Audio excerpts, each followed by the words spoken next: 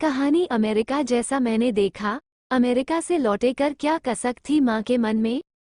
America पहुंचने के 2 महीने बाद ही बेटी श्वेता ने जब अपनी माँ शीतल को फोन पर उसके नानी बनने का समाचार सुनाया तो शीतल की आंखों से खुशी और पश्चाताप के मिश्रित आंसू बह निकले। शीतल को याद आने लगा कि शादी के 4 वर्ष बीत जाने के बाद भी श्वेता का परिवार नहीं बढ़ा, तो उसके समझाने पर श्वेता की योजना सुनकर कि अभी वे थोड़ा और व्यवस्थित हो जाएं तब इस पर विचार करेंगे, उसने व्यर्थ ही उसको कितना लंबा चौड़ा भाषण सुना दिया था। उस समय दामाद विनोद के कंपनी की ओर से अमेरिका जाने की बात चल रही थी। अब उसको एहसास हो रहा है कि पहले वाला जमाना तो है नहीं, अब तो माँ बाप अपने आप को बच्चे की परवरिश के लिए हर तरह से सक्षम पाते हैं, तभी बच्चा चाहते हैं। 4-5 महीने बाद श्वेता ने माँ शीतल से फोन पर कहा, ममा, आप अपना पासपोर्ट बनवा लीजिए, आपको यहाँ आना है। क्यों, क्या बात हो गई? तेरी डिलीवरी के लिए तेरी सास आ रही है ना? हाँ, पहले आ रही थी, लेकिन डॉक्टर ने उन्हें इतनी दूर फ्लाइट से यात्रा करने के लिए मना कर दिया है, इसलिए अब वे नहीं आ सकती। ठीक है, देखते हैं, तू परेशान मत होना। फोन पर बेटी ने यह अप्रत्याशित सूचना दी तो वह सोच में पड़ गई, लेकिन उसने मन ही मन तय किया कि वो अमेरिका अवश्य जाएगी। पासपोर्ट बनने के बाद वीजा के लिए सारे डॉक्यूमेंट्स तैयार किए गए। श्वेता ने फोन पर शीतल को समझाया कि अमेरिका का वीजा मिलना बहुत ही कठिन होता है। साक्षात्कार के समय एक भी डॉक्यूमेंट कम होने पर या पूछे गए एक भी प्रश्न का उत्तर संतोषजनक न मिलने पर साक्षात्कर्ता वीजा निरस्त करने में तनिक भी संकोच नहीं करता। उसके बाद वो कोई भी तर्क सुनना पसंद नहीं करता। अमेरिका घूमने जाने वालों को वहां अधिक से अधिक 6 महीने ही रहने की अनुमति मिलती है, इसलिए उनकी बातों से उनको यह नहीं लगना चाहिए कि वे वहीं बसने जा रहे हैं। लेकिन उनकी कल्पना के विपरीत जब साक्षात्कर्ता ने 2-3 प्रश्न पूछने के बाद ही मुस्कुरा कर वीजा की अनुमति दे दी तो उनके आश्चर्य का ठिकाना न रहा। सारे डॉक्यूमेंट्स धरे के धरे रह गए। बाहर प्रतीक्षा कर रहे अपने बेटे को जब उन्होंने हाथ हिलाकर उसकी जिज्ञासा पर विराम लगाया तो उसने उनका ऐसे अभिनंदन किया जैसे वे कोई मुकदमा जीत कर आए हों। अंत में शीतल का अपने पति के साथ अमेरिका जाने का दिन भी आ गया। वे पहली बार वहां जा रहे थे, सीधी फ्लाइट नहीं थी, इसलिए बेटे ने पूछा, यदि आप लोगों को यात्रा करने में तनिक भी असुविधा लग रही है तो व्हीलचेयर की सुविधा ले सकते हैं। पूरा समय आप लोग एक गाइड के संरक्षण में रहेंगे? नहीं, इसकी आवश्यकता नहीं है, उन्होंने उत्तर दिया। मुंबई से 9 घंटे की उड़ान के बाद वे लंदन के हीथ्रो हवाई अड्डे पर पहुंचे। वहां से अमेरिका के एक राज्य टेक्सास के लिए दूसरे विमान से जाना था। अब फिर उनको 9 घंटे की यात्रा करनी थी। उन लोगों ने एक बात का अनुभव किया कि घरेलू विमान से यात्रा करते समय जो झटके लगते हैं वो इसमें बिल्कुल नहीं लग रहे थे। उड़ान मंथर गति से निर्बाध अपनी मंजिल की ओर अग्रसर थी। टेक्सास हवाई अड्डे के बाहर श्वेता अपने पति विनोद के साथ उनकी प्रतीक्षा कर रही थी। बेटी पर निगाह पड़ते ही शीतल को एहसास हुआ कि औरत मातृत्व के रूप में सबसे अधिक गरिमा से परिपूर्ण लगती है। वो बहुत सुंदर लग रही थी। उसका चेहरा कांति से दमक रहा था। उसका मन अपनी बेटी के लिए गर्व से भर उठा। भावातिरेक में उसने उसको गले लगा लिया। वहां से वे लोग कार से डेलस उनके घर पहुंचे, जो कि लगभग 40 किलोमीटर दूर था। शाम हो गई थी। बेटी ने घर पहुंचने के लगभग 1 घंटे बाद कहा, मेरी क्लास है। यहाँ डिलीवरी के पहले बच्चे की होने वाली माँ को जन्म के बाद बच्चे की कैसे देखभाल की जाए समझाया जाता है। आप लोग आराम कीजिए, मैं क्लास अटेंड करके आती हूँ। रास्ते की थकान होने के कारण हम दोनों जल्दी ही गहरी नींद में सो गए। जब जोर जोर से दरवाजा खटखटाने की आवाज हुई तो वह जल्दी से उठकर दरवाजा खोलने के लिए भागी। उसको याद आया कि बेटी ने जाते जाते चौकस होकर सोने के लिए कहा था, जिससे कि वे दरवाजा खोल सकें, क्योंकि वहां दरवाजे की घंटी नहीं होती है। अंदर आते हुए श्वेता बड़बड़ा रही थी, अरे ममा, यहाँ पर जरा सी आवाज होते ही पड़ोसी अपने अपने दरवाजों को खोलकर अपनी प्रतिक्रिया व्यक्त करने लगते हैं। जब उसने बताया कि लगभग आधे घंटे से वह बाहर खड़ी थी तो उसको बड़ी ग्लानि हुई, लेकिन तुरंत ही वो अपनी माँ को सांत्वना देती हुई बोली, कोई बात नहीं, जेट लैग, अमेरिका में जब रात होती है तब भारत में दिन होता है, इसलिए शरीर को वहाँ के क्रियाकलापों के अनुसार ढालने में समय लगता है। उसी को जेट लैग कहते हैं। में ऐसी ही नींद आती है। आगे उसने अपनी बात को जारी रखते हुए बताया, यहाँ पर आपकी किसी भी गतिविधि से यदि पड़ोसी को असुविधा होती है तो वे पुलिस को बुलाने में जरा भी संकोच नहीं करते। यहाँ तक कि ऊपरी फ्लो में रहने वालों के छोटे बच्चों के भागने दौड़ने की आवाज के लिए भी निचले फ्लो में रहने वाले एतराज कर सकते हैं। यहाँ का कानून बहुत सख्त है।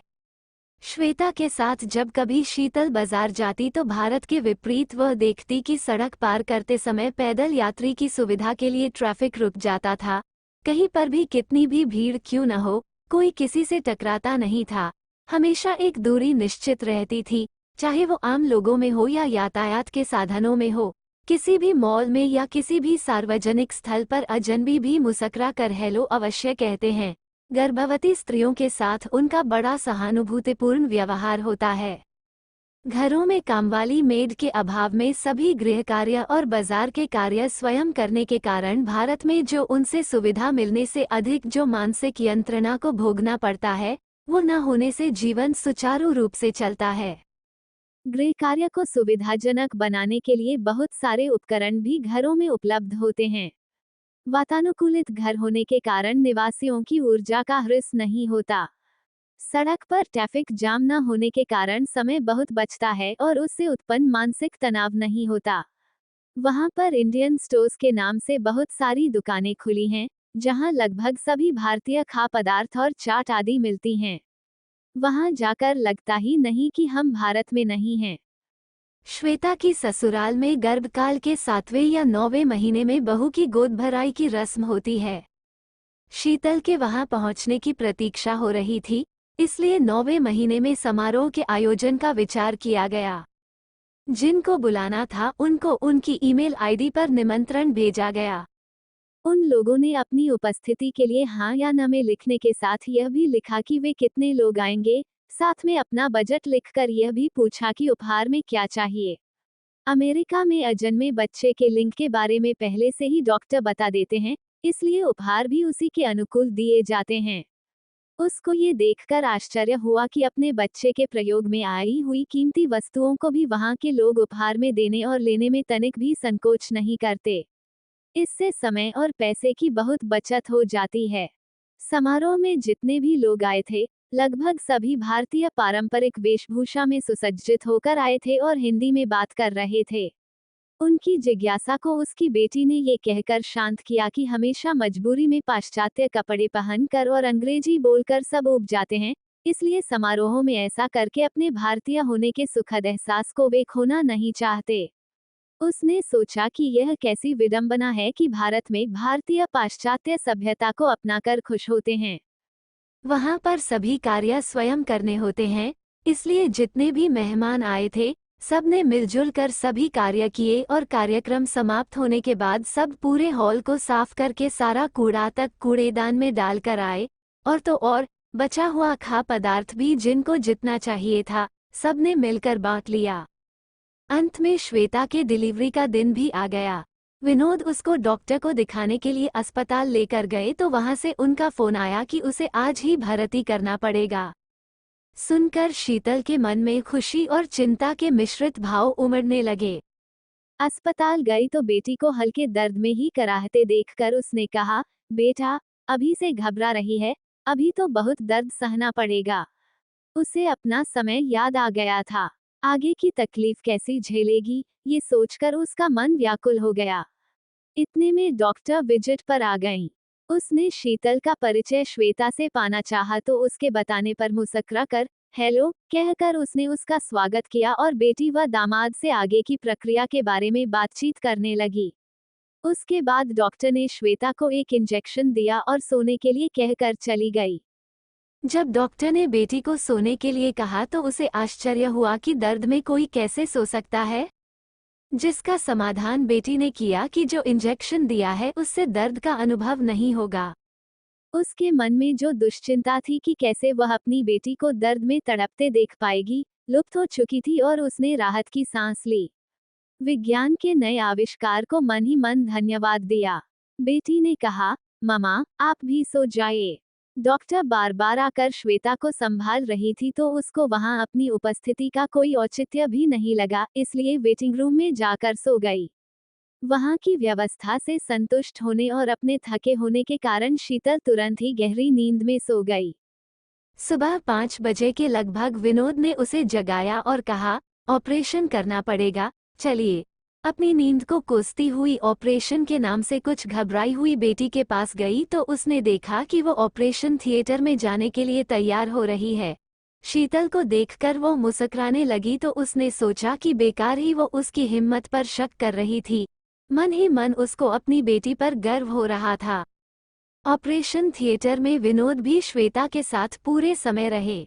उन्होंने वहां सारी प्रक्रिया की फोटो भी खींची जो देखकर वो आश्चर्यचकित रह गई, जैसे कोई खेल हो रहा है। भारत में तो उसने ऐसा कभी देखा सुना भी नहीं था। वहां पर मां को प्रसव के लिए मानसिक रूप से इतना तैयार कर देते हैं कि परिवार वालों को चिंता करने की या उसे संभालने की आवश्यकता ही नहीं होती। आधे घंटे में ही दामाद बच्चे को गोद में लेकर बाहर आ गए। चांसी बच्ची की नानी बनकर शीतल फूली नहीं समा रही थी। उसने देखा बच्चे की दैनिक क्रियाकलापों को सुचारू रूप से करने की पूरी जानकारी नर्स दामाद को दे रही थी।